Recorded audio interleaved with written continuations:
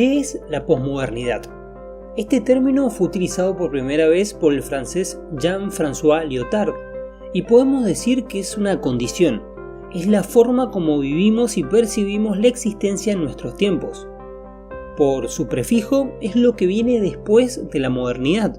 Por eso, para entender la posmodernidad, primero tenemos que entender a su antecesora.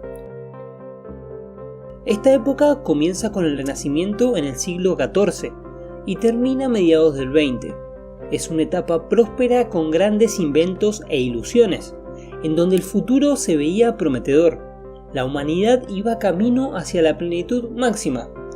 La ciencia se desarrolló y tuvimos innumerables inventos. Habíamos abandonado la bastardeada Edad Media. Los hombres intentaron realizar distintos proyectos que, siguiéndolos, llegarían al momento más elevado de la humanidad. A estos proyectos Lyotard los va a llamar grandes relatos, y son el cristianismo, el iluminismo, el capitalismo y por último el comunismo. Estas narrativas ordenan y dan sentido a las experiencias. Pensemos en una crisis económica. El capitalista, basándose en su relato, podría decirnos: esto es causado por la intervención del Estado, hay que darle más libertad al mercado. A diferencia del comunista, que diría: el sistema comienza a desquebrajarse, camarada, el fantasma del comunismo sobrevuela Europa. Como podemos ver, determinan la forma de ver el mundo, pero también los grandes relatos legitiman instituciones, como puede ser la iglesia, determinan valores, como la castidad o el matrimonio, y prácticas sociales como la Navidad o el Día del Padre. En síntesis, eran distintas perspectivas que dominaban al mundo y estaban en puja.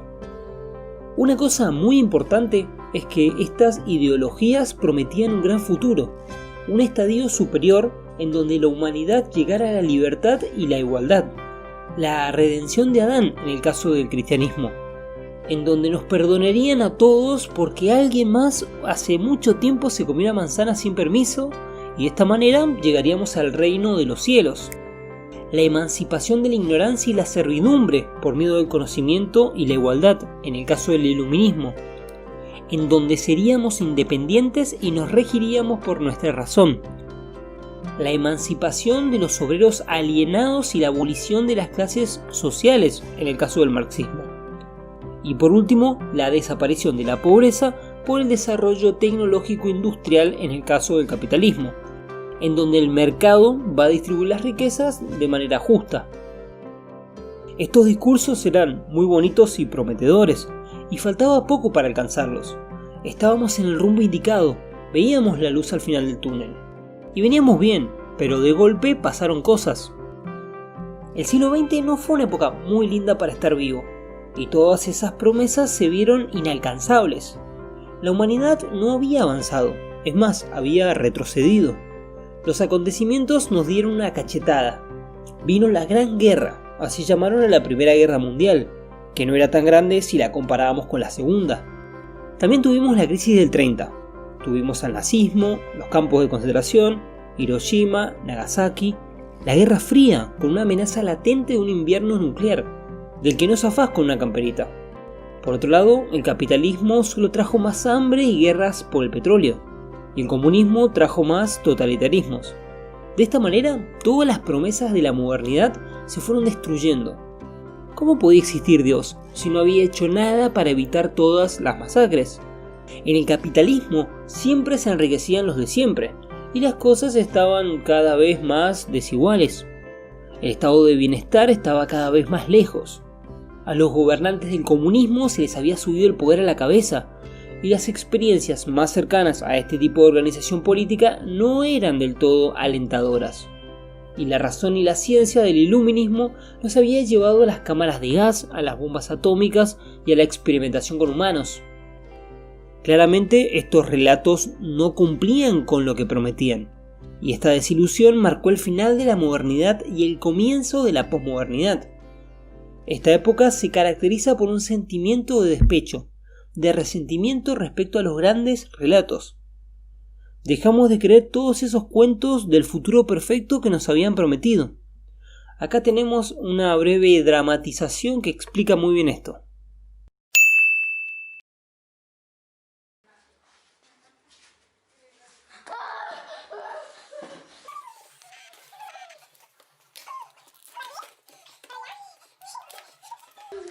¡Míralo!